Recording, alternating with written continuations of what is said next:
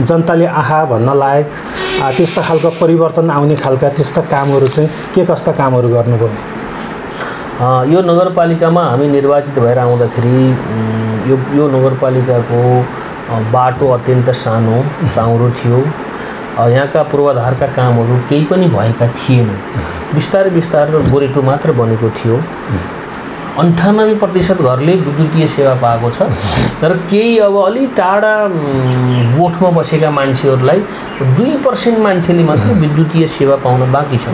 हामी निर्वाचित भएर आउँदा 20-25% मान्छेले मात्रै सुविधायुक्त खानेपानीको व्यवस्था थियो भने अहिले चाहिँ 80% जनताले चाहिँ शुद्ध खानेपानीको व्यवस्था मिलाइएको छ। एक वडा एक पारको अवधारणा ल्याएको, यो चक्रतीर्थ धामलाई अलिकति विकास गरेर लैजानुपर्छ भनेर हामीले त्यहाँ योजना बनाएको। मैले जति कामहरू यो 5 वर्षमा गरेँ, यो 5 वर्षका 10वटै वडामा हेर्दाखेरि सन्तोषजनक, समानुपातिक, होइन, निष्पक्ष कामहरू गरेको छु। मैले त्यो चुनावमा पनि मैले एउटा स्लोगन बनाएको थिएँ, म एउटा युवा मान्छे हो, युवा व्यक्तित्व निष्पक्ष नेतृत्व भन्ने मेरो एउटा नारा थियो। त्यो नारालाई स्थापित गरेको छु। चुपेको किनारमा जताततै तटबन्ध गरेर पोखरीहरू, कतिवटा पोखरी बनाउनु हो, त्यसरी स्वरोजगार सिर्जना गर्नुपर्छ भनेर मैले भिजन ल्याएको थिएँ। तर के भयो, अब मेरो भिजन अनुसार बजेट राख्न नि पाइँदैन, होइन। त्यो राइनस्कोटबाट प्याराग्लाइडिङ उड्छ, त्यो प्याराग्लाइडिङ ट्यागका त्यो तालको नजिक आएर बस्न पाउँछ, रेस्टुरेन्टहरू चल्छ, मान्छेहरू एउटा पर्यटकीय हिसाबले पनि यहाँ मान्छेहरूलाई चाहिँ आवत जावत गर्न सकिन्छ। त्यहाँबाट प्याराग्लाइडिङ उडेर ट्रक्क त्यहाँ गएर बस्यो भने यो पोखराको फेवातालभन्दा के कम हुन्छ त हाम्रो क्षेत्र भन्ने मेरो चाहिँ चाहना छ। त हेरौँ, अब मैले साथ दियो भने म चाहिँ त्यो काम गर्नका लागि मेरो इच्छा छ र त्यो पुरा गरियो भने यस क्षेत्रको एउटा चाहिँ विकासमा चाहिँ एउटा महत्त्वपूर्ण खर्को मार्छ भन्ने मैले सोचेको छु। रगी भनेको अल्को, नास भनेको चाहिँ नासे भनेको चाहिँ गाउँ, अल्को ठाउँमा भएको गाउँ, त्यो अल्को ठाउँमा भएको गाउँ चाहिँ राइनस्कोट भयो, होइन। अनि यो टार चाहिँ राइनस टार हो। गुरुङ भाषामा अल्को ठाउँको गाउँ, राइनस टारको मेयर आयो भन्छ कोहीले, त्यो मन्त्रालयको मान्छेले, कोही मान्छेले भन्छ ऊ राइनस्कोटको मेयर आयो भन्छ क्या। त्यो होइन, यसको राइनस्कोट र राइनस टारको आफ्नै किसिमको चाहिँ एउटा लिगेसी छ। त्यस कारणले त्यो अल्को गाउँमा अल्को गाउँ राइनस्कोट, त्यसको बेसी राइनस टार। अहिले आवधिक योजना पनि हामीले राखेका छौँ। त्यहाँ पनि त्यो चक्रतीर्थ धामको डिपिआर अनुसार त्यो जुन बसन्तवतीले दुध धारा बगाएको क्षेत्र, त्यहाँ कमसेकम बसन्तवतीको रानीकै मूर्ति बनाउने, त्यहाँ दुध धारा दिएकै बनाउने, त्यो हामीले त्यो योजना बनाएका छौँ। र त्यहाँ तपाईँले 5 वर्षको लागि जनतासँग गरेको बाचा कति पुरा गरेँ भन्ने तपाईँलाई लाग्छ? मैले यो 5 वर्षमा मेरो धेरै परिकल्पना थियो, म धेरै काम गर्छु भन्ने थियो। तर मैले यहाँका जनतालाई मैले गर्न बाँकी काम पुरा गर्नका लागि फेरि मलाई नै यो नेतृत्वमा पुर्याउनुहोस् भनेर मैले भन्ने छु। मलाई जहाँसम्म लाग्छ यी मैले जुन बनाएका योजनाहरू पुरा गर्नको लागि राइनसवासी जनताले मलाई उचित मूल्याङ्कन गर्नेछन् र यो पुरा गराउने चाहिँ नि मलाई अवसर दिनेछन् भन्नेमा चाहिँ म ढुक्क छु। स्थानीय सरकारवाला जनताको जनसहभागिता महत्त्वपूर्ण कुरा हुन्छ र अहिलेसम्म जुन हामीले जुन योजनाहरू बनाइरहेका छौँ त्यसमा स्थानीय जनताहरूको सहयोग सद्भाव पनि मिलेको छ। र कारणले मैले यो राइनसमा के भनेको छु भने हामी विकासको प्रत्यक्ष नेतृत्व गर्छौँ, जनसहभागिता र जनताको साथ हामीलाई चाहियो भनेका छौँ र त्यो साथ भयो भने हामीले ल्याएको भिजनका साथ यो राइनसलाई सुखी र समृद्धि राइनस बनाउन सक्छौँ भन्ने म दृढ अठोटमा छु।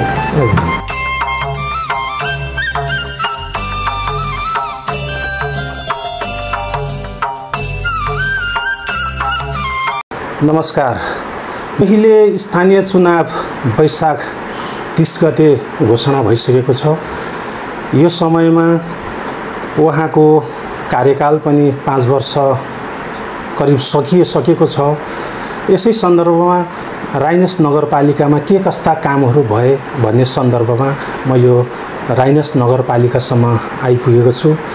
ती विषयवस्तुहरू बारेमा तपाईहरुलाई जानकारी गराउनको लागि राइनस नगरपालिका मेयर सिंहबहादुर थापाको कार्यकक्षमा छु। मेयर साहब, स्वागत छ तपाईलाई। धन्यवाद। अब स्थानीय चुनाव पनि नजिक आइरहेको छ। तपाईको 5 वर्षको कार्यकाल पनि करिब सकिएको छ।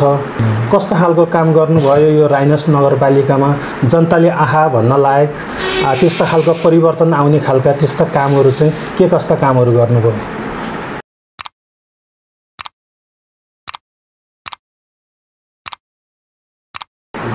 यहाँले अब एकदम राम्रो कुरा सोध्नुभएको छ।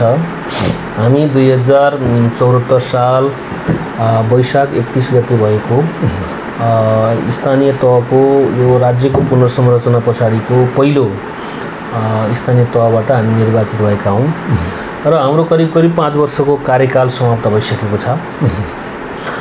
यो नगरपालिकामा हामी निर्वाचित भएर आउँदाखेरि यो नगरपालिकाको बाटो अत्यन्त सानो चाउरो थियो। यहाँका पूर्वाधारका कामहरू केही पनि भएका थिएनन्। बिस्तारै गोरेटो मात्र बनेको थियो। गाडीहरू साना ठुला केही गाडीहरू चल्ने अवस्था थियो भने विद्यालयको बिल्डिङहरू भूकम्पले तहस-नहस बनाएर भत्किएको अवस्था थियो। खानेपानीको अवस्था पनि कमजोर थियो। विद्युत जाने समस्या धेरै थियो। विद्युतका धेरै काठका पोलहरू थिए र हामी बैठक बसेपछि पहिलो बैठकमै हामीले यो काठको पोल विस्थापित गर्नु पर्यो र यो बाटोलाई स्तर उन्नति गर्नु पर्यो। पहिलो राउन्डमै यो 2 लेनको बनाउनु पर्यो भन्ने हामीले योजना बनाएर त्यसपछि सुरुमै यो तारुवाडदेखि बराङखोलासम्म हामी धुली बाटो भए पनि 2 लेनको बनाउने काम गऱ्यौँ र यो एक घर एक धाराको कार्यक्रमलाई व्यवस्थित बनाउनुपर्छ भनेर हामीले प्रदेश सरकारसँग कुराकानी गरेर कार्यक्रम बनायौँ र यो एक घर एक धाराको कार्यक्रम गरायौँ। यसलाई 2 फेजमा हामीले बनायौँ।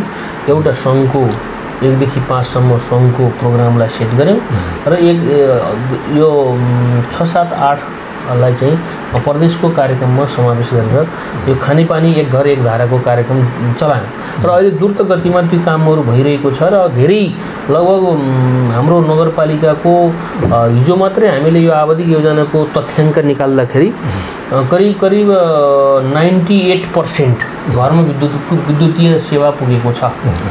98% घरले विद्युतीय सेवा पाएको छ तर केही अब अलि टाढा गोठमा बसेका मान्छेहरूलाई 2% मान्छेले मात्र विद्युतीय सेवा पाउन बाँकी छ र खानेपानीको कुरा गर्नुहुन्छ भने पनि हामी निर्वाचित भएर आउँदा 20-25% मान्छेले मात्रै सुविधायुक्त खानेपानीको व्यवस्था थियो भने अहिले चाहिँ 80% जनताले चाहिँ शुद्ध खानेपानीको व्यवस्था मिलाइएको छ। र अर्को कुरा शैक्षिक क्षेत्रमा हेर्ने हो भने हाम्रो सबै 36वटै सामुदायिक विद्यालयहरू छन्।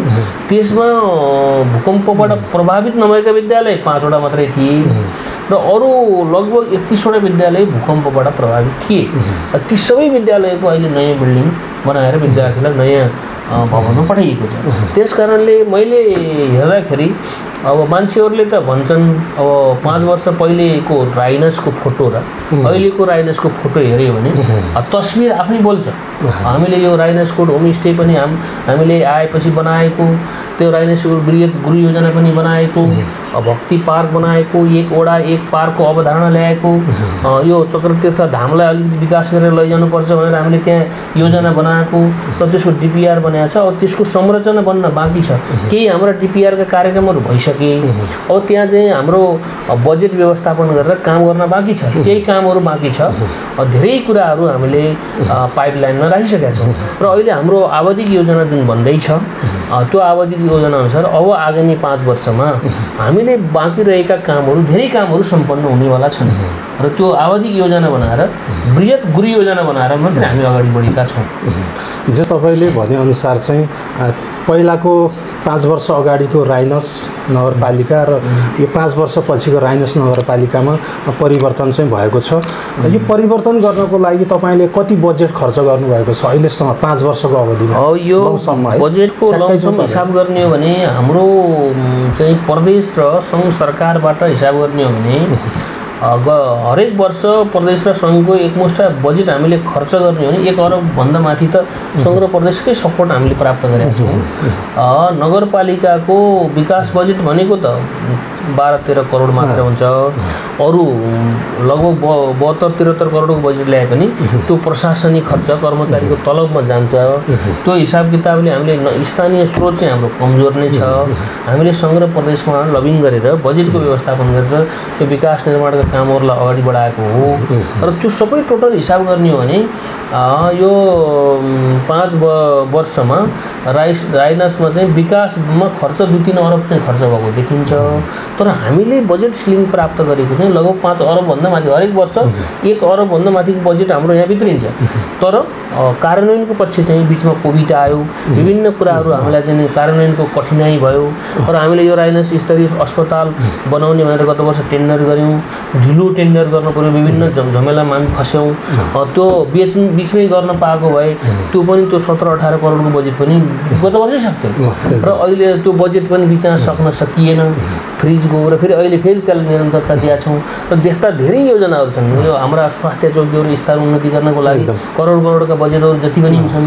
खानेपानीको चाहिँ बजेट पनि थुप्रै छ, तर कार्यक्रममा छ। तर त्यसलाई खर्च गर्ने सिस्टममा चाहिँ अलिकति छिटो द्रुत गतिमा गर्ने हाम्रो देशको चाहिँ कर्मचारी तन्त्र मेकानिजम त्यस्तो नभएको कारणले अहिले हामीले सोचेअनुसार छिटो गर्न सकेका छैन। तैपनि यो विभिन्न विषम परिस्थिति रह्यो। त्यो हाम्रो नगरपालिकामा मात्र नभइकन देशमै कोभिडको कारणले विषम परिस्थिति रह्यो। कोभिडको बारेमा विकास निर्माणका कामहरू ठप्प भए, त्यस कारणले नै हामीलाई समस्या पर्यो। तैपनि अरू हाम्रो आन्तरिक कारणले पनि केही समस्याहरू रहे। त्यो अनुसार आफूले आफ्नो भिजन अनुसार, आफ्नो सोच अनुसार त्यसलाई चाहिँ अझै घनीभूत ढङ्गले स्पिड हानेर लैजान पाइएन। तैपनि मैले जति कामहरू यो 5 वर्षमा गरेँ, यो 5 वर्षका 10वटै वडामा हेर्दाखेरि सन्तोषजनक, समानुपातिक, होइन, निष्पक्ष कामहरू गरेको छु। मैले त्यो चुनावमा पनि मैले एउटा स्लोगन बनाएको थिएँ, म एउटा युवा मान्छे हो, युवा व्यक्तित्व निष्पक्ष नेतृत्व भन्ने मेरो एउटा नारा थियो। त्यो नारालाई स्थापित गरेका छु। तपाईँले यो बजेट राइनस नगरपालिकामा ल्याएर कार्यान्वयन गरिरहँदाखेरि, विकास निर्माणको कामहरूलाई अगाडि बढाइरहँदाखेरि सङ्घ र प्रदेशसँग पनि समन्वय गर्नुपर्ने धेरै भूमिकाहरू रहन्थ्यो, गर्नु पनि भयो। तैपनि त्यसमा समन्वयात्मक वातावरणहरू तपाईँले बनाइरहँदाखेरि त्यहाँ बाधा अडचनहरू आइरहे कि अथवा चाहिँ सहज रूपमा चाहिँ त्यो बजेटहरूले आए? अब त्यो कुरा त अब यहाँ अहिले फेरि यस्ता भन्ने हो भने त्यो लामो हुन्छ, महाभारत जस एकदम छोटकरीमा भनिदिनुहोस् न हाम्रो समस्त दर्शकहरूलाई। यो हाम्रो देशमा भर्खरै राज्यको पुनर्संरचना भएको र कतिपय अधिकारहरू सङ्घबाट प्रदेशमा हस्तान्तरण गर्न नचाहने, प्रदेश सङ्घबाट स्थानीय तहमा हस्तान्तरण गर्न नचाहने। संविधानले त स्थानीय सरकारलाई पावरफुल बनाउने, स्थानीय समस्या के गर्ने अधिकार संवैधानिक रूपमा स्थानीय सरकारलाई बलियो बनाउने छ। तैपनि त्यसलाई ऐन कानुनको रूपमा अगाडि बढाएर सङ्घले बनाएको कानुन प्रदेश र स्थानीय सरकारले काट्न नपाउने, प्रदेशले बनाएको कानुन स्थानीय सरकारले काट्न नपाउने भनेपछि त हामी त दुईवटा सरकारको नियन्त्रणमा रह्यौँ, होइन? सङ्घ र प्रदेश सरकारको नियन्त्रणमा भयो हुनाले उहाँहरूले कति अधिकार दिनुहुन्छ, कति बजेट दिनुहुन्छ, त्यो बजेट दिएको बजेटलाई पनि कति कार्यान्वयन गर्ने। हाम्रो त माग, नगरपालिका महासङ्घको माग के थियो भने सबै योजनाहरू स्थानीय तहमा हस्तान्तरण हुनुपर्छ। कतिपय योजनाहरू हस्तान्तरण नभएर माथिबाटै हस्तक्षेप भएर अहिले अल्पत्र परेका छ। जुन जुन योजनाहरू सङ्घ र प्रदेशले स्थानीय तहमा हस्तान्तरण गर्यो ती योजनाहरू एकदम द्रुत गतिमा काम बेलैमा सम्पन्न भयो। किन? त्यहाँ अनुगमन पुग्यो, स्थानीय सरकारको निगरानी पुग्यो। अब सङ्घ र प्रदेशका आयोजनाहरू त्यहाँ निगरानी नै पुग्दैन। हामी गएर हेर्दाखेरि यो त सङ्घको, यो त प्रदेशको, तपाईँहरूले यहाँ खासै हस्तक्षेपकारी भूमिका खेल्न पाउनुहुन्न भन्ने खालका कुराहरू भए। त्यस कारणले यो सङ्घ र प्रदेशसँग स्थानीय सरकारहरूको बिचमा प्रसल र कार्यान्वयनका पक्षमा पनि कतिपय विवादहरू रहे।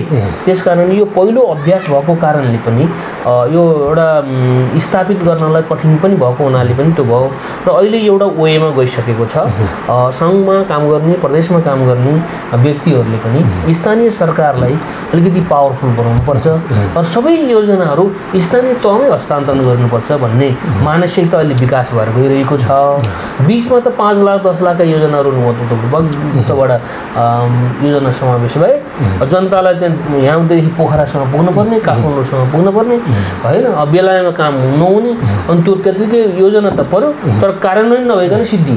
त्यस कारणले हामीले यो स्थानीय सरकार, नगरपालिका महासङ्घ, गाउँपालिका महासङ्घबाट प्रधानमन्त्री लेभलसम्म पनि हामीले कुराकानीहरू अगाडि बढायौँ र अहिले चाहिँ एउटा वेमा स्थानीय सरकार स्थापित भएको छ र स्थानीय सरकारका पहिला भवन थिएनन्, विभिन्न कार्यालय थिएन, सबै कुराहरू यो 5 वर्षमा हामीले सुरुमा भएको हुनाले हामीले त्यो स्थापना गर्नको लागि पनि हामीलाई समय लाग्यो। आफ्नो प्रशासनिक भवन बनाउने, वडा कार्यालयहरू बनाउने, यी सबै काममा पहिलो चाहिँ स्थानीय सरकार स्थापित गर्नको लागि र यो प्रशासनिक भवनहरू बनाएर कार्यान्वयन गर्नको लागि नै समय लाग्यो। अब चाहिँ स्थानीय सरकार स्थापित भइसकेको छ। अब चाहिँ स्थानीय सरकारले द्रुत गतिमा आफ्नो आवधिक योजना बनाएर, पञ्चवर्षीय योजना बनाएर अगाडि बढ्नुपर्छ भन्ने मानसिकताका साथ सरकारबाट पनि त्यो किसिमको निर्देशन भएको छ र मैले पनि यो नगरपालिकामा आवधिक योजना बिचमा चाहिँ हामी विभिन्न किसिमको छोटा योजना बनाएर अगाडि बढ्यौँ र अब चाहिँ पञ्चवर्षीय योजना बनाएर जानुपर्छ भनेर त्यही किसिमको बनाइएको छ र यो अहिले जति पनि हामीले 5 वर्षमा काम गऱ्यौँ यी अधुरा काम गर्नको लागि अब हामी व्यवस्थित भएर अगाडि बढ्न सक्छौँ भन्ने मलाई लागेको छ। जस्तो अब यो नगरपालिका घोषणा भइसकेपछि तपाईँहरूले यहाँ नेतृत्व लिइसकेपछि नगरपालिका सञ्चालनका दौरानमा विभिन्न बस्तीहरू पनि विस्तार भइरहेका छन्। बस्ती विस्तारसँगै फोहोर मैला पनि नगरपालिकामा बढिरहेको छ, दुर्गन्धहरू बढिरहेको छ भन्ने गुनासो पनि आउन थालेको छ। यो बस्ती विस्तारको व्यवस्थापन, फोहोर मैला व्यवस्थापनमा अलि कमी कमजोरी भयो कि नगरपालिकाको भन्ने गुनासो पनि आएको छ। तपाईँले यो एकदम सही कुरा उठाउनु भयो। पहिला हामीले यो हाम्रो यहाँ फोहोर मैला व्यवस्थापन समिति पनि निर्माण गरेको छ र यो अहिले यो विपद व्यवस्थापन समिति पनि छ र हामीले यो बरङखोलादेखि तारुवाडसम्मको लागि हामीले चाहिँ यो फोहोर मैला व्यवस्थापन गर्नुपर्छ भनेर एउटा कार्यदल पनि बनाएका थियौँ र बिचमा त्यो कार्यान्वयन भएन र अहिले चाहिँ हामीले यो फोहोर मैला व्यवस्थापनको लागि एउटा छुट्टै किसिमको जाने डिपिआर तयार गरेर अब काम गर्नुपर्छ भनेर एउटा समिति नगर प्रमुखको अध्यक्षतामा एउटा समिति बनेको छ। हामीले डम्पिङ साइट पनि खोज्दैछौँ। बिचमा चाहिँ हाम्रो साना सहरहरू थिए, यो 12-15 घरका सहर थिए र अहिले घर सङ्ख्या पनि बढ्दै गएको छ। कमसेकम सानो सहरमा पनि 50-60-100 घर भएको सहर बन्दैछ अनि त्यो भयो हुनाले अब फोहोर मैलालाई बेलैमा हामीले ट्रिटमेन्ट गरेनौँ भने यो विकराल समस्या हुन्छ भनेर हामीले एउटा समिति बनाएर एउटा डम्पिङ साइटको खोजी गर्दैछौँ र एउटा डिपिआर पनि हामी तयार गर्दैछौँ। फोहोर मैला व्यवस्थापन सम्बन्धी काम अगाडि बढ्दैछौँ। बिचमा चाहिँ हामीले वडा कार्यालयहरूलाई फोहोर मैला व्यवस्थापन गर्ने भनेर हरेक वडा कार्यालयलाई चाहिँ 2-2 लाख बजेट पनि दियौँ र उहाँहरूलाई चाहिँ ठुलो एउटा कुनै सार्वजनिक क्षेत्रमा खाडल खन्ने, त्यहाँ खाडलमा लर फोहोर राख्ने र त्यो पुर्ने, त्यो भरिएपछि फेरि अर्को गर्ने भनेर बजेटको व्यवस्थापन नै गऱ्यौँ र कतिपय वडाहरूले त्यो काम पनि गरे फोहोर मैला उत्पादन हुने वडाहरूमा। अब त्यसरी हुँदैन, यसलाई व्यवस्थित प्लान बनाएरै लैजानुपर्छ भन्ने उद्देश्यले हामीले अहिले कार्ययोजना बनाइरहेको अवस्था छ। ती राम्रा कुराहरू पनि हुन्, कतिपय कुराहरू कार्यान्वयनको पाटोमा पनि रहेको छ तपाईँको यो कार्यकाल सकिँदै रहँदाखेरि। जस्तै अब यो तपाईँको कार्यकालमा 2 वर्षसम्म कोरोनाले पनि राइनस नगरपालिकालाई मात्रै होइन समग्र मुलुकलाई नै प्रताडित बनाएको अवस्था थियो। यो राइनस नगरपालिकाले कोरोना रोकथामको लागि चाहिँ कस्ता खालका प्रयासहरू गरे? एकदम छोटकरीमा राइनसमा यो कोरोनाबाट त संसारै अछुतो भएन, त्यसमा राइनस अछुतो हुने त कुरै भएन। हामीले कोरोना नियन्त्रण गर्नको लागि बिचमै पहिलो कुरा हाम्रा स्वास्थ्य संस्थाहरूलाई परिचालित गरेर, हाम्रा जनप्रतिनिधिहरूलाई परिचालित गरेर पहिला हामीले जनतालाई सूचित गर्यौँ। विभिन्न सूचना माध्यमबाट, रेडियो, टिभी र हामीले माइकिङ माध्यमबाट पनि मान्छेहरूलाई स्वास्थ्य बन्नको लागि पहिला सचेत गरायौँ। मान्छेहरूलाई सेनिटाइजर लगाउने, एक आपसमा नछुने, बाहिरबाट आएको मान्छेलाई क्वारेन्टाइनमा राख्ने होइन, अनि उसको ज्वरो व्यवस्थित नाप्ने, त्यो कुराहरू हामीले पहिला जनचेतना फैलायौँ र नाकामा हामीले चाहिँ मान्छेहरू भित्रिँदाखेरि त्यहाँ चाहिँ थर्मोगन राखेर पिपी सेट लगाएका मान्छेहरू चेक गराएर भित्र पठाउने काम गऱ्यौँ, बाहिर पठाउने काम गऱ्यौँ, विभिन्न वडाहरूमा क्वारेन्टाइन बनाउने काम गऱ्यौँ, सहोदर अस्पतालमा आइसोलेसनको व्यवस्था गऱ्यौँ। त्यो कामहरू हामीले गरिसक्यौँ र त्यहाँ अक्सिजन प्लान्ट पनि बनायौँ हामीले। त्यो नगरपालिकाको ठुलो 50 लाख रुपियाँ खर्च गरेर सहोदर अस्पताल गरमबेसीमा एउटा अक्सिजन प्लान्ट पनि बन्यो। ती कामहरू गऱ्यौँ र अहिले जहाँसम्म हाम्रो नगरपालिकामा कोभिडको कारणले धेरै जनधनको क्षति भए, मान्छेहरू चाहिँ लगभग 12-15 जनाको चाहिँ विभिन्न ठाउँमा बाहिरबाट यहाँ भित्र गएर डेथ भएको डाटा आयो कोभिडकै कारणले। र अहिले संसारकै यो अहिले जिल्लाकै प्रदेशकै हिसाब गर्ने हो भने हाम्रो चाहिँ अत्यन्त राम्रो ढङ्गले हामीले नियन्त्रण गरेको देखिन्छ र यसको मानवीय क्षति कम भएको कारणले हामी यसमा सफल भएको मैले महसुस गरेको छु। एकदम कोरोना कोभिड-19 को रोकथामको लागि चाहिँ राइनस नगरपालिकाले चाहिँ एकदम राम्रो भूमिका खेलेको मैले महसुस गरेको छु।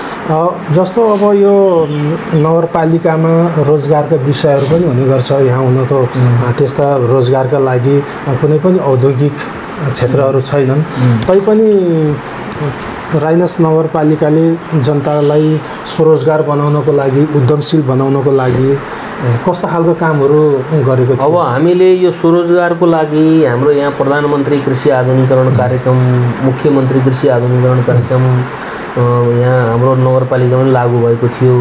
हामीले यहाँ कृषि शाखा, भेटनरी शाखाबाट पनि एक घर एक टनेलाको कार्यक्रम गऱ्यौँ। किसानहरूलाई जाने यन्त्रीकरण गर्ने भनेर हाते ट्र्याक्टर व्यापक रूपमा वितरण गऱ्यौँ होइन। यी कुराहरू स्वरोजगारको कुराहरू ल्याएका थियौँ र मान्छेहरूलाई यो कोभिड पछाडि धेरै युवाहरू गाउँ फर्किएको हुनाले उहाँहरूलाई तालिमको व्यवस्था गर्ने र स्वरोजगारको कुराहरूमा अब भैँसीको फर्म सञ्चालन गर्न लगायौँ, बाख्राको फर्म सञ्चालन गर्न लगायौँ, कुखुरा पाल्नेमा मान्छेहरू इन्ट्रेस्ट भए पाले। करिब राइनस नगरपालिका मासुबाट आत्मनिर्भर पनि बन्यो र यो राइनस स्टार सिँचाइ आयोजना मध्य पहाडकै सबैभन्दा ठुलो सिँचाइ आयोजना हो। यो तरकारी खेतीको हब बनाउने भनेर हामीले कार्यक्रम पनि ल्यायौँ। कतिपय मान्छेहरू त संलग्न रहे, कतिपय भएनन् होइन। जे भए पनि स्वरोजगार बन्न हामीसँग ठुल्ठुलो कल कारखाना नभएपछि हामी आफ्नो जुन जग्गा छ त्यो हाम्रो चाहिँ यो सम्मु फाँट पनि छ। यो राइनसको बराङखोलादेखि तारवाडसम्म तपाईँले हेर्न सक्नुहुन्छ यो सम्मु फाँट छ। यहाँ 2वटा सिँचाइ आयोजना छ, सिँचाइको कुनै किसिमको समस्या छैन। यसलाई प्रयोग गरेर यहाँका मान्छेहरू आत्मनिर्भर बनेको त छन्। जस्तो मान्छेहरूलाई तरकारी खाद्यान्न किन्न चाहिँ यहाँ पर्दैन, जसको जग्गा जमिन छैन ऊ मान्छेले पनि अर्को मान्छेको ठेक्का लिएर पनि यहाँ आत्मनिर्भर बनेको मैले महसुस गरेको छु। र जहाँसम्म स्वरोजगारको कुरा छ, स्वरोजगार गर्ने सरकारले प्राविधिक ज्ञान दिने हो। हामीले प्राविधिक यहाँ 6-7 जना प्राविधिक भर्ती गरेर उनीहरूलाई चाहिँ घर घरमा प्राविधिक ज्ञान पनि दिएका छौँ। र त्यस कारणले अब धेरै युवाहरू अहिले स्वदेशमै बस्न चाहने युवाहरू चाहिँ कोही तरकारी खेतीमा लागेको, कोही पशुपालनको व्यावसायिक रूपमा लागेको, माछा पालनमा लागेको अवस्था छ। मैले त बजेटको अभावको कारणले त्यो कार्यान्वयन गर्न अलिक मलाई कठिनाइ भयो। मेरो भिजन के थियो भने बराङखोलादेखि तल गरमबेसीसम्म यो चेपेमा ठाउँमा चाहिँ तटबन्ध गर्ने र त्यो जसको त्यो सोरानी जग्गा छ अथवा जो मान्छेको छैन, जो माछा पालन गर्न चाहन्छ उनीहरूलाई चाहिँ चेपेको किनारमा जताततै तटबन्ध गरेर पोखरीहरू, कतिवटा पोखरी बनाउने, 1000वटा पोखरी बनाउने कि 2000वटा पोखरी बनाउने कि धेरै पोखरी बनाउने। त्यो चेपेको नजिकै चाहिँ तटबन्ध गरेर चाहिँ भल पनि आउँदैन र कतिपय त्यो त्यहाँनिर भल बसेर खेत पनि राम्रो खेती पनि नभएको अवस्था छ। कतिपय सार्वजनिक क्षेत्र छ, कतिपय व्यक्तिको लालपूर्जाको क्षेत्र छ। मैले चाहिँ यो नगरपालिकाले पुरै पोखरी बनाउने, सार्वजनिक क्षेत्रको चाहिँ लिजमा नगरपालिकाले त्यो व्यक्तिलाई दिने र जसको जग्गा छ उसको चाहिँ उसैले चाहिँ त्यो भाडा लिएर कोही ऊ आफैले गर्न नि सक्ने भयो अथवा कोही व्यक्तिलाई भाडा दिन नि सक्ने भयो। त्यसरी स्वरोजगार सिर्जना गर्नुपर्छ भनेर मैले भिजन ल्याएको थिएँ। तर के भयो, अब मेरो भिजन अनुसार बजेट राख्न नि पाइँदैन होइन। त्यो सानो बजेटले हुने थिएन। त्यो त लगभग 50-60 करोड लाग्ने थियो। हरेक वर्ष 2-4 करोड बजेट छुट्याउन पाएको सबैलाई अहिले स्वरोजगारको व्यवस्था गर्न सक्छ। त्यो त मान्छेहरूलाई चाहिँ कन्भिन्स गर्न पनि सकिएन, त्यो किसिमको काम गर्न पनि सकिएन। मैले प्रदेश र सङ्घ सरकारसँग ल गरौँ, मेरो यो योजना छ भने अहिले मैले यो आबादी योजना नि त्यो राखेको छु, किन राखेको भन्दा अझै पनि गर्न सकिन्छ कि होइन भन्ने चाहिँ मेरो चाहना छ। फेरि पनि अब यो नगरपालिकाको मेरो नेतृत्वमा म आएँ भने म चाहिँ त्यो काम चाहिँ पहिलो प्राथमिकतामा राखेर गर्नेवाला छु। किन त्यो गर्दा धेरै मान्छेहरूलाई चाहिँ स्वरोजगार हुन्छ, धेरै मान्छेहरूको चाहिँ यो चेपेको पनि सुन्दरता बढ्छ। किन भन्दा हाम्रो माथि राइनसकोटबाट प्याराग्लाइडिङ उड्छ, त्यो प्याराग्लाइडिङ ट्यागका त्यो तालको नजिक आएर बस्न पाउँछ। त्यहाँ सानातिना चाहिँ टी सपहरू कफी सपहरू पनि चल्छ, सानो रेस्टुरेन्टहरू पनि चल्छ। मान्छेहरू एउटा पर्यटकीय हिसाबले पनि यहाँ मान्छेहरूलाई चाहिँ आवत जावत गर्न सकिन्छ। अहिले चाहिँ भौतीपा र राइनसकोटमा दिनको 100-200 मान्छेहरू आएर भिजिट गर्ने, त्यहाँ बस्ने पर्यटकको आकर्षण बनाएको छ भने यो पनि स्वरोजगारको केन्द्र। त्यहाँ एउटा प्याराग्लाइडिङ उडेर ट्रक्क त्यहाँ गएर बस्यो भने यो पोखराको फेवातालभन्दा के कम हुन्छ त हाम्रो क्षेत्र भन्ने मेरो चाहिँ चाहना छ।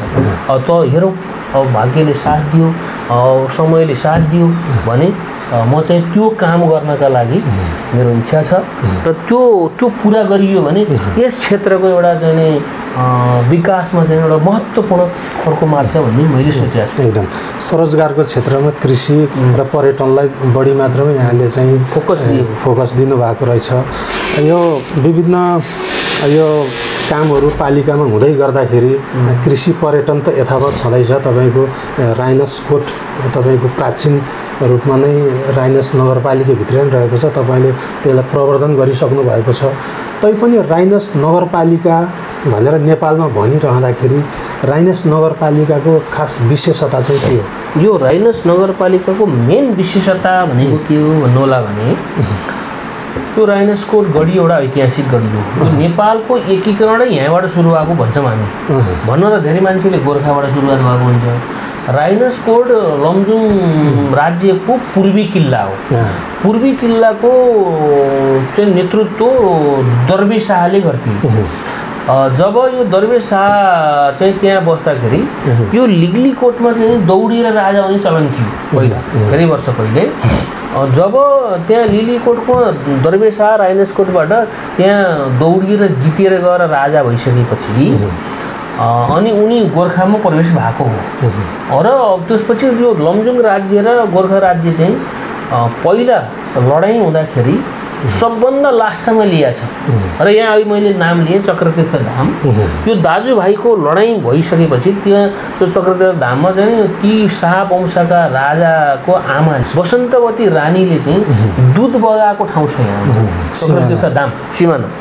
त्यो चक्रतीर्थ धाममा बसन्तवतीले चाहिँ दुई भाइ यसरी यो तँ भाइ यतै बस लमजुङतिरै, अर्को भाइ चाहिँ गोर्खै बस, तिमीहरू नलड भनेर दुध बगाएको ऐतिहासिक थलो छ हाम्रो। अनि त्यहीँबाट एकीकरण सुरु भयो र अन्त धेरै राज्यहरू एकीकरण पृथ्वीनारायण शाहको पालादेखि हुँदै गइसकेपछि लास्टमा आएर चाहिँ बल्ल लमजुङ राज्यलाई चाहिँ लिएको छ। भने हुनाले यो नेपाल एकीकरणै हाम्रो यो राइनसबाट सुरुवात भएको हो। जहाँसम्म राइनस कसरी नाम रह्यो भन्दाखेरि यो राइनस भनेको चाहिँ यो राई, कतिपय मान्छेले राई दिएर नासिया भन्ने अर्थ लाउँछन्, त्यो होइन। यो राई भनेको रगी भनेको अल्को, नास भनेको चाहिँ नासे भनेको चाहिँ गाउँ, अल्को ठाउँमा भएको गाउँ। त्यो अल्को ठाउँमा भएको गाउँ चाहिँ राइनसकोट भयो होइन। अनि यो टार चाहिँ राइनस टार हो, त्यो चाहिँ तलको चाहिँ फेरि राइनस टार भयो होइन।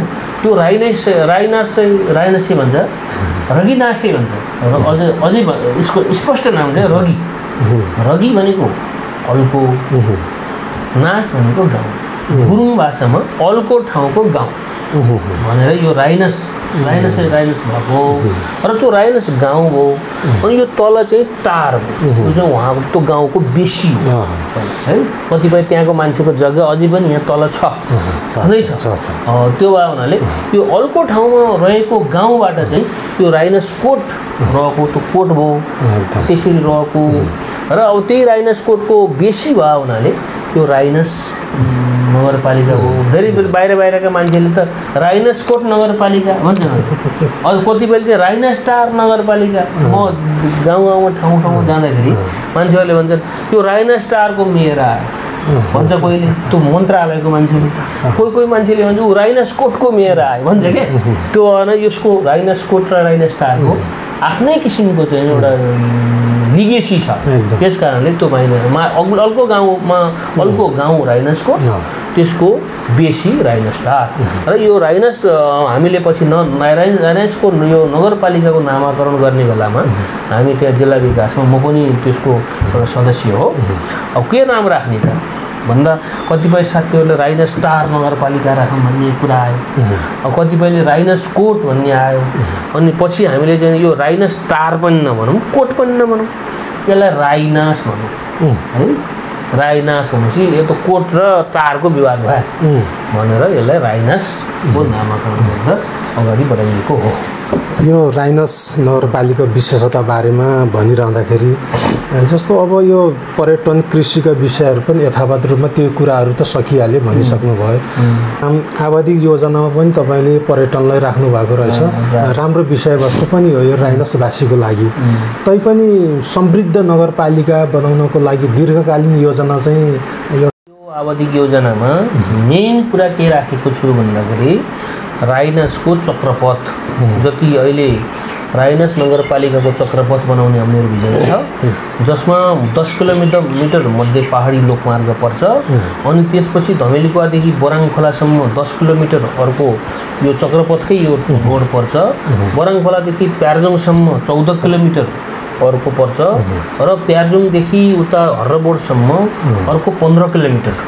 यो हाम्रो राइनस नगरपालिकाको चक्रपथ चाहिँ 57 किलोमिटर छ, जसमध्ये लगभग 28 किलोमिटर पिच बनिसक्यो।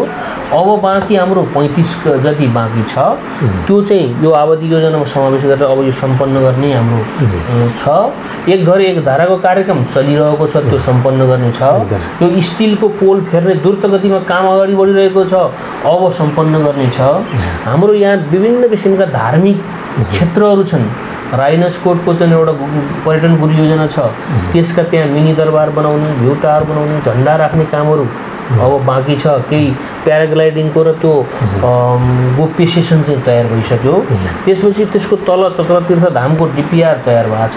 अहिले आवादिक योजना नै हामीले राखेका छौँ, त्यहाँ पनि त्यो चक्रतीर्थ धामको डिपिआर अनुसार त्यो जुन बसन्तवतीले दुध धारा बगाएको क्षेत्र, त्यहाँ कमसेकम बसन्तवतीको रानीकै मूर्ति बनाउने, त्यहाँ दुध धारा दिएकै बनाउने, त्यो हामीले त्यो योजना बनाएका छौँ। र त्यहाँ एउटा टी सपहरू बनाउने, विभिन्न किसिमको त्यो डिपिआरमा भएको कुराहरू छ। त्यहाँ एउटा पोखरी पनि निर्माण गर्ने, त्यसको एउटा सौन्दर्यता दिने काम हामीले गर्ने छौँ भने। अनि यसको यो चेपेको ठाउँमा अहिले मैले भने जस्तै टी सपहरू बनाउने, त्यो विभिन्न किसिमको परिकल्पना त्यो आवादी योजनाले गरेका छ। तटबन्धको कुराहरू हुन्छ र हाम्रो यो अहिले विद्यालयहरू जुन स्तरोन्नति भइसकेका छन्, 3वटा प्राविधिक विद्यालय छन्, यिनलाई व्यवस्थित बनाउने। सौभाग्यदय मावि र नमुना मावि हो, त्यो प्राविधिक विद्यालयमा अहिले विकास भइरहेको छ। शिशु सिभिल ओभरसेको प्राविधिक धारको विकास भइरहेको छ। शैलपुत्र मावि धमेलीकुवा त्यो पनि एउटा भेटनरी सम्बन्धी प्राविधिक स्कुल बनेको छ। उतापट्टि राइनस बहुप्राविधिक शिक्षालय भर्खरै आङ्गी क्याम्पसको रूपमा हामीले विकास गरेका छौँ, त्यो कामहरू गर्नेछौँ। माथि चाइनिजले भैरव माविमा लगभग 1 अरबको स्कुल बनाएको छ, त्यो पनि मेरै नेतृत्वमा मैले गरेको हो। र त्यसमा पनि विभिन्न किसिमको प्राविधिक धारको फ्याकल्टी हामीले अहिले 2-3टा सञ्चालन गर्ने भनेका छौँ। र यहाँ यो चक्रपथ बनिसकेपछि हाम्रो चक्रपथमा जुन ठाउँबाट स्टार्ट गरे पनि त्यही ठाउँमा घुमेर आउँदा 3 घन्टाको समय लाग्छ। अहिले 3 घन्टा लाग्छ र जब यो चक्रपथ पुरै पिच भइसकेपछि 2 घन्टा लाग्छ, 1 घन्टा समय गर्छ। अनि हाम्रो जुनसुकै विद्यार्थी पनि सौभाग्यदय पढ्न चाहने त्यहाँ पढ्न सक्छ, राइनस बहुप्राविधिक शिक्षालय पढ्न सक्नेले त्यहाँ पढ्न सक्छ, अलिक चिसो हावापानी खाएर माथि गएर पढ्छु भन्नेले त्यहाँ गएर नि पढ्न सक्छ, होइन? 2 घन्टामा पुरै घुम्न सक्ने र एक ठाउँको मान्छे जहाँ पनि आफ्नो इच्छा अनुसारको शिक्षा लिनलाई जान सकोस्, आफूले उत्पादन गरेका चिज जहाँ पनि सहज ढङ्गले लैजान सकोस्, होइन? हामीले यहाँ विभिन्न किसिमको हब बनाउने भने तल्लो बेल्टमा चाहिँ हामीले चाहिँ यो फलफुल खाद्यान्न विभिन्न पशुपालनको क्षेत्र बनाउने भनेका छौँ। माथिल्लो क्षेत्रमा चाहिँ फलफुल खेती र मौरी पालन लगायतको अन्य बाख्रा पालनको पकेट एरिया बनाउने हाम्रो लक्ष्य छ। लक्ष्य हाम्रो धेरै छ। मैले त मेरो भिजन अनुसार काम गर्न पाएको भए छु, पाएको भन्दा पनि अब बजेटको अभावले सकिएन होला। तर मैले चाहिँ के विचार पनि गरेका थिएँ भने हरेक वडामा एकवटा हब बनाउने, जस्तो एउटा वडामा 3-4वटा फर्म सञ्चालन गर्ने ठुलो सङ्ख्यामा। जस्तो भैँसीको फर्म सञ्चालन गर्ने भने त्यो 4वटा भैँसी होइन, 4000 सङ्ख्यामा भैँसी पाल्ने होइन। 4000 सङ्ख्यामा भैँसी पालिसकेपछि त्यो एरिया कति हो त 4000 भैँसी पाल्ने? लगभग जाने लगभग 2000 रोपनी जग्गा चाहियो होला अथवा 4000 रोपनी जग्गा चाहियो होला। 4000 सङ्ख्यामा भैँसी पाल्दा 4000 रोपनी जग्गाको प्लट बनाउने होइन। त्यो प्लटमा 4000 भैँसी पाल्नलाई त मान्छे पनि चाहियो नि त, जनशक्ति पनि 150 मान्छे चाहियो होइन त्यहाँ काम गर्ने। अनि ती मान्छे त त्यहाँ भैँसी पाल्छन्, त्यो भैँसी मासुमा बिक्री हुन्छ, त्यो भैँसी अब दुध उत्पादन हुन्छ। ती मान्छेहरूले काम गर्छन्। यहाँ डेरी स्थापना यहाँ भइसकेको छ, डेरी पनि ठुलो सङ्ख्यामा डेरी स्थापना गर्ने र मान्छेहरूलाई रोजगार दिने एकदम होइन। त्यसको किसिमको चाहिँ जस्तो कतै त्यहाँ अब बाख्रा पाल्ने हो भने त्यो थोरै सङ्ख्यामा पाल्ने होइन। अहिले हाम्रो देशको तथ्याङ्कले के देखाउँछ भन्दा अरू 27-28 वर्ष यो मासु जान्ने चिज चाहिँ यो बिक्री के यो चाहिँ पिकअप उकालो लाग्दैछ अरे, दिनदिनै उकालो। ओह्रालोको कुरै छैन, उकालो धेरै मान्छेले मासु खान्छन्, धेरै बिक्री छ। त्यो भयो हुनाले उकालो लाग्दैछ। त्यसपछि अब 27-28 वर्षपछि मात्रै नेपालको तथ्याङ्कले के बताउँछ भन्दा भेज मान्छेहरू अब मासु खान छोड्दै जान्छन् क्या मान्छे होइन। त्यो तथ्याङ्क त्यो छ। 27-28 वर्ष त हामी त मासु जन्ने चिज त जति उत्पादन गरे नि भयो। अहिले इन्डियाबाट कति मान्छे टन मासु आउँछ। अस्ति एकजना विज्ञले एउटा कार्यक्रममा भनेका थिए नेपालमा खुर्सानी मात्रै हरेक वर्ष इन्डियाबाट 70 करोडको आउँछ अरे। अब हामीले खुर्सानी भनेको त त्यो हात धुने ठाउँमा रोपिने हुने चिज होइन खै त। हामी सानो सूक्ष्म चिज पनि हामीले ख्याल गरेनौँ। मान्छेले हामी बेरोजगार भयौँ, यो भयौँ त्यो भयौँ भन्छन्। एउटा मान्छेले चाहिँ तपाईँको 2 अर्को मेलोमा खुर्सानी रोप्यो भने के हुन्छ? व्यवसायिक हुँदो रहेछ नि त, निर्यात आयात गर्न सकिन्छ। त्यो हिसाब किताबले हामीले योजना बनाउनुपर्छ। मैले त्यो गरेकै छु, प्राविधिकहरूलाई भनेको छु, किसानहरूलाई व्यवसायिकमा लाग है। यो यति जहाँ 3वटा काउलीको थुमन नफलाऊ, काउली फलाउनु 1 ट्रक बनाऊ, म नगरपालिकाले उत्पादन गर्छु, खोज्छु व्यापारी। अहिले यहाँ 3 पिपलेमा चाहिँ आलु उत्पादन गरेँ। अहिले मैले ठुलो व्यापारी लिएर आएँ। यहाँ निकै हल्ला भयो, आलु निकै छ भनेको 1 ट्रक पनि जम्मै बेचिसकेको छ। अब त्यसै हो तपाईँले देखेको होला आउनु आए गयो फर्कियो होइन। उता अलकटारको भित्तामा चाहिँ कति छ भने आएर यहाँ त्यो 20-25 के अरे बोरा भन्दा रहन्छ। अनि त्यो भएर हामीले त्यो खोज्यायौँ, टनका टन खोज्यौँ हामी त। 1 ट्रक पुरै भरिनी बसेको आउँछ त व्यापारी। हामी जहाँ चाहिँ कोल्ड स्टोर पनि हामीले स्थापना गरेका छौँ। त्यहाँ अलकटारमा सानो छ, त्यहाँ धमिलीको पनि ठुलो बन्दैछ, माथि तारुवाडमा पनि एउटा सानो यताको जत्रै बनिएको छ होइन। त्यो विभिन्न कुराहरू हामीले गर्दैछौँ। त्यो एकैचोटि हुँदैन। एउटा मान्छेले नगर प्रमुखले गरेर मात्र नि हुँदैन, त्यसमा जनताको पनि साथ हुनुपर्छ। सबै सरकारवालाको साथ भयो भने हाम्रो धेरै सम्भावना छ नि। मान्छे व्यावसायिक रूपमा लाग्नु पर्यो जे काम गरे पनि। निर्वाहमुखी काम गरेर अर्थ छैन। मलाई चाहिँ स्कुल बनाउनु एउटा इन्जिनियर, त्यो चाइनिज इन्जिनियरले भन्थ्यो तपाईँको जनता अहिले जुन परम्परागत तरिकाले मात्रै तपाईँ अगाडि बढाउनु भयो भने तपाईँको जनता अझै 50 वर्ष के अरे सम्पन्न हुँदैन। तपाईँको प्रधानमन्त्री भन्छ सुखी नेपाली र समृद्ध नेपाल, सबै नेपालीमा मुहार दिन्छु भनेको छ। तपाईँको जनता चाहिँ घरमा गएपछि एउटा कुकुरो पालेको छ, एउटा भैँसी पालेको छ, एउटा गाई पालेको छ, एउटा गोरु पालेको छ, 2 अलको मेलो खेत रोपेको छ। अनि निर्वाह मात्रै त्यतिखेर हुन्छ। तपाईँको जनतालाई के भन्नुहोस्, भैँसी पाल्नेले 20-25वटा भैँसी मात्रै पाल, त्यहाँ गाई गोरुको नामै नलि भन्नुहोस्।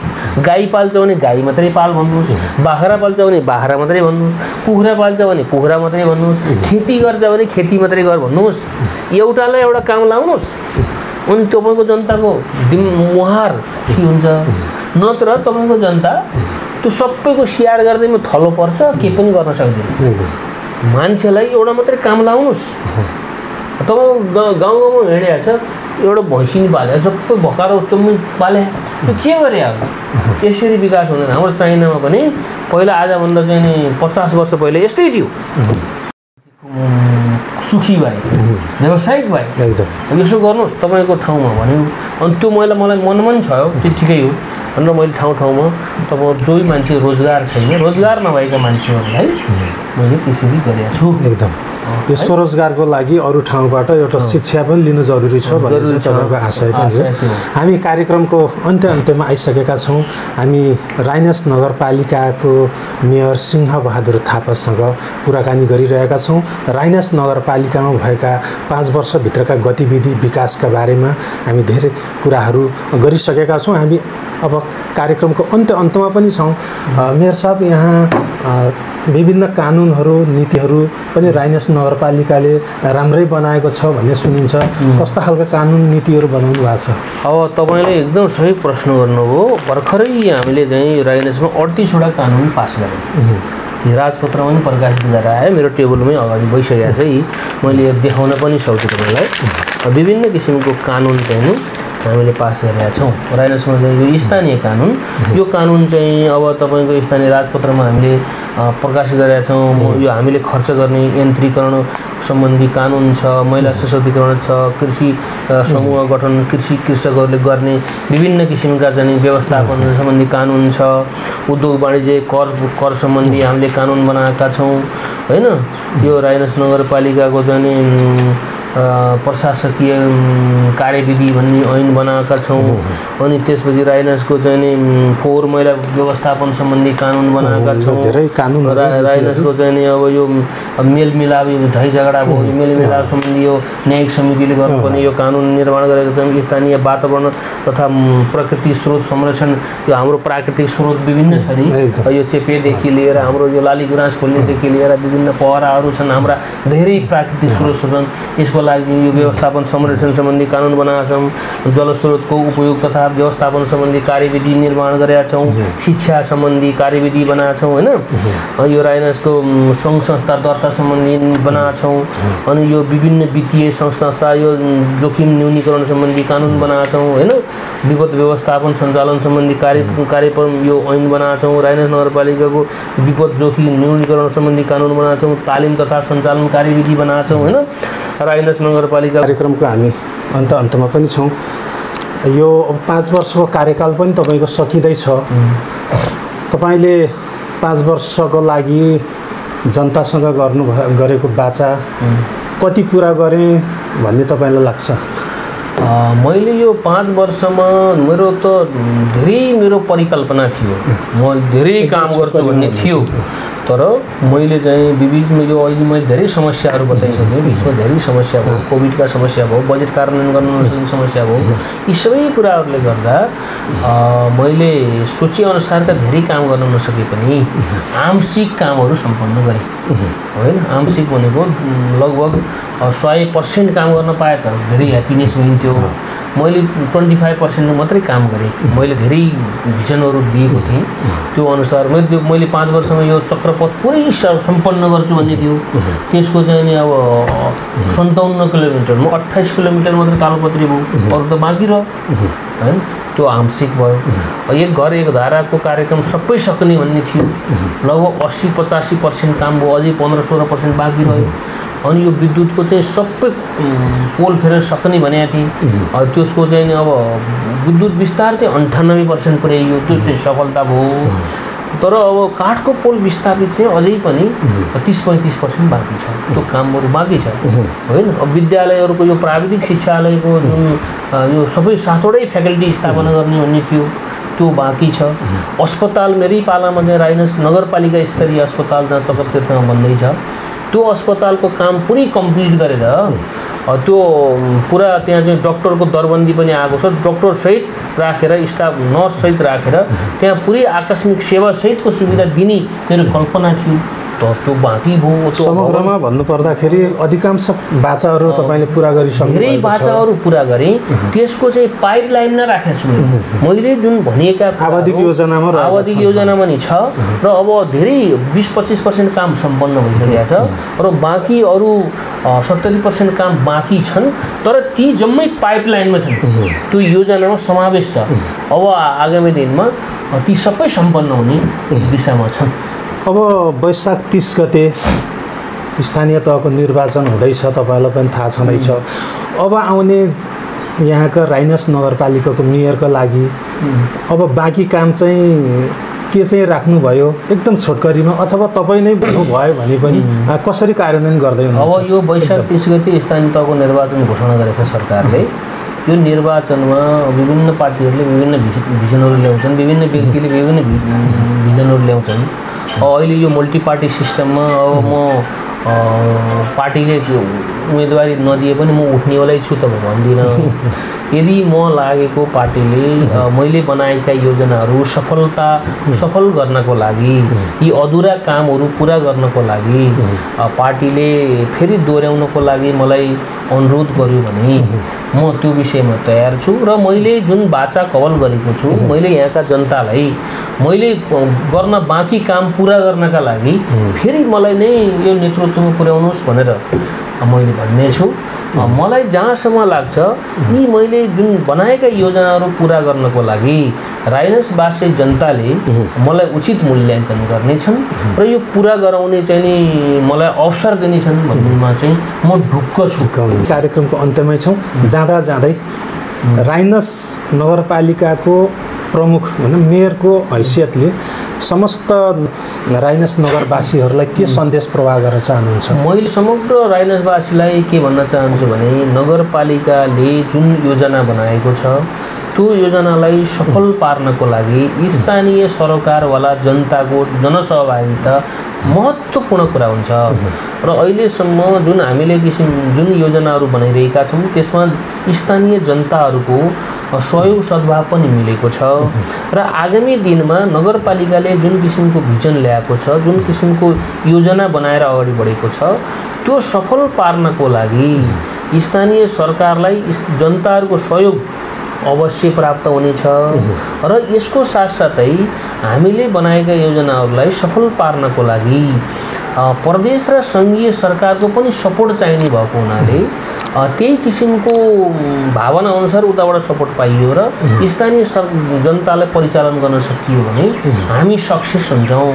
संसारमा सफलता ती मान्छेहरूको भएको छ जसले सकारात्मक सोचका साथ, निष्पक्ष विचारका साथ अगाडि बढेको छ, निष्पक्ष काम गरेको छ, पक्षपात रहित काम जसले गरेको छ, त्यो मान्छे मात्रै, त्यो समाज मात्रै, त्यो संस्था मात्रै सफल भएको छ। त्यस कारणले मैले के भनेको छु भने जनताको सहभागिता नै सबैभन्दा ठुलो कुरा हो। जहाँ जनताको सहभागिता छैन, विकास निर्माणको काममा जनताको अवरोध छ, विभिन्न किसिमको अवरोध खडा भयो भने काममा ढिलाइ हुन्छ। त्यस कारणले जुन किसिमको योजना हामीले ल्याएका छौँ त्यो योजना सफल पार्नको लागि त्यो क्षेत्रका जनताको सहयोग चाहिन्छ, जनताको सहभागिता चाहिन्छ। त्यस कारणले मैले यो राइनसमा के भनेको छु भने हामी विकासको प्रत्यक्ष नेतृत्व गर्छौँ, जनसहभागिता र जनताको साथ हामीलाई चाहियो भनेका छौँ। र त्यो साथ भयो भने हामीले ल्याएको भिजनका साथ यो राइनसलाई सुखी र समृद्धि राइनस बनाउन सक्छौँ भन्ने म दृढ अठोटमा छु। एकदम। अहिलेसम्म संवादमा हुनुहुन्थ्यो राइनस नगरपालिकाका मेयर सिंहबहादुर थापा। उहाँसँग हामीले राइनसको गतिविधि विकासको बारेमा 5 वर्षभित्र भएका विभिन्न विकास अनि बाधा व्यवधान र यस विकासको बारे हामीले समग्र रूपमा कुराकानी गरिसकेका छौँ। अब हामी कार्यक्रमबाट पनि छुट्टिन्छौँ। कार्यक्रम सुनेर साथ दिनुहुने तपाईँहरू सबैलाई धन्यवाद। नमस्कार।